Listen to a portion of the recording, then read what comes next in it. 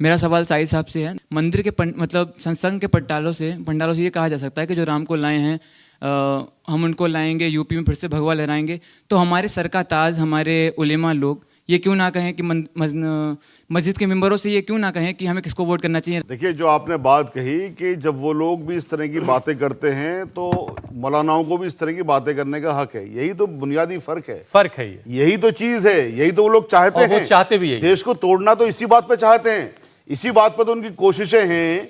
देखिए, मैं आपको बता दूं, यहाँ पर ये जो सरकार है जितनी मुस्लिम विरोधी है उससे ज्यादा दलित विरोधी है।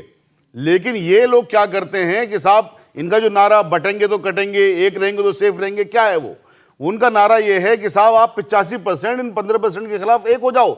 जैसे कोई लड़ाई चल रही है इस देश के अंदर मुसलमानों के खिलाफ, जैसे कोई जिहाद चला दिया हो, इस तरह की जबकि कोई चीज नहीं है। और वहीं पर उस परिप्रेक्ष्य में आप इस चीज को जरा समझिए कि वहां पर वो लोग तो कह रहे हैं कि साहब 85% एक हो जाओ वरना 15% तुम्हें पता नहीं क्या कर देंगे। उनको ये बात समझाने में कामयाब हो गए उन 85% लोगों को, अनफॉर्चुनेटली, कि 15% पता नहीं कितने बुरे हैं। अब यहां पर ये 15% लोगों के जो लीडरान हैं, जो उलेमा हैं, वो अगर इस तरह के बयान देंगे तो आग में घी डालने का काम कर रहे हैं ना, उसको आग को और भड़काने का काम कर रहे हैं। तो बेसिकली उनका संविधान खतरे में, हमारा संविधान खतरे में है, दलितों का आरक्षण खतरे में है, फिर भी वो हमारे खिलाफ चले जाते हैं। लेकिन कहा तो ये जा रहा है कि मुसलमान दलितों का आरक्षण छीन लेना चाहते हैं। उस पर भी हम आए। फारूकी साहब, आपसे इसका भी जवाब ले लेते हैं। जो 17 मांगे रखी गई उसमें मुसलमानों को आरक्षण की बात भी है। बार बार ये मंचों से कहा जा रहा है कि मुसलमानों को धर्म के आधार पर आरक्षण नहीं दिया जाएगा। तो मुसलमानों को आरक्षण की मांग फिर कैसे की जा रही है और कैसे उनको आरक्षण मिलेगा? वो मुसलमान जो सफाई का काम करता है, वो मुसलमान जो धोबी है, जो गंदगी उठाता है, तो काम के बिना पर लोगों को आरक्षण मिलता है या मजहब के बिना पर मिलता है? हमने कब कहा कि सारे मुसलमानों को रिजर्वेशन दो? हम में से कोई भी आदमी नहीं कह रहा कि मुसलमानों को रिजर्वेशन दो। हम तो ये कहते हैं कि हालांकि मुसलमानों को जात पात बरादरी का कोई कॉन्सेप्ट नहीं है, लेकिन अनफॉर्चुनेटली हिंदुस्तान का ये एक रियलिटी है। तो हम तो ये कहते हैं कि जब आप जात बुनियाद के, अव्वल तो कुछ जात बिरादरी का किस्सा हिंदुस्तान में होना चाहिए, मुसलमानों के यहाँ तो नहीं होता। ये तो अगर दलितों के साथ रिजर्वेशन क्यों चाहिए सर? दलितों के साथ में अगर ज्यादती सबसे ज्यादा हुई है, मुसलमान ने थोड़ी करी है। वो तो दलितों के साथ में अगर ज्यादती हुई है तो उन्हीं के मजहब के मानने वालों ने की है ना। तो बेसिक सवाल ये पैदा होता है कि यहाँ मजहब का ताल्लुक नहीं है, वो भी बेचारे हिंदू हैं। दलित भी तो हिंदू है ना, ज्यादातर 95% तो दलित हिंदू ही है ना। आप उनको हिंदुओं की बुनियाद के ऊपर क्यों नहीं समझते? अगर उनको फायदा ही पहुंचाना है, जैसे मेरे शाहिद भाई ने कहा, उनका रिजर्वेशन क्यों नहीं करने में क्या तकलीफ हो रही है?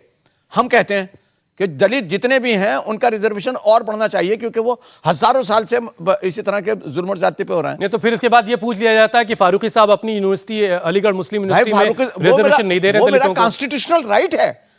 फारूकी साहब कोई पाकिस्तान के आदमी नहीं है, वो हिंदुस्तान के आदमी है। फारूकी साहब ने हिंदुस्तान में जन्म लिया, हिंदुस्तान का कॉन्स्टिट्यूशन बनाया, उसका हिस्सा है। उसमें माइनॉरिटी राइट्स हैं। ये माइनॉरिटी राइट्स जो हमें कोई भीख में थोड़ी मिले हैं भाई, ये कॉन्स्टिट्यूशन का हिस्सा है।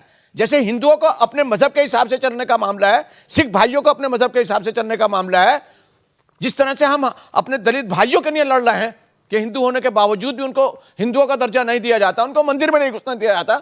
हम तो उनके लिए भी लड़ाई लड़ रहे हैं कि क्यों नहीं बताते उनके पुजारी, किसी बड़े मंदिर का पुजारी किसी दलित को क्यों नहीं बनाते? अगर हिम्मत है तो बनाकर दिखलाएं।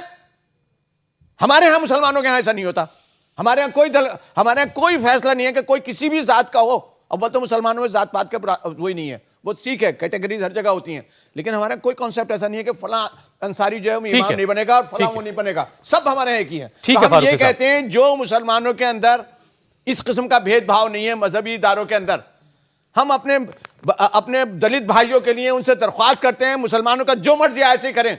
लेकिन हिंदू भाई जो है हमारे, वो दलितों को, जो दलित जो हिंदू मजहब को बहुत अच्छी तरह से पढ़ाते हैं, बड़े से बड़े मंदिर का पुजारी बनाकर दिखाएं, तब मानेंगे उनको। अगर है हिम्मत तो बनाओ। हिंदुस्तान के सबसे बड़े मंदिर का किसी उसको दलित को मंदिर पुजारी बनाकर दिखलाओ, तब मानेंगे हम आपको।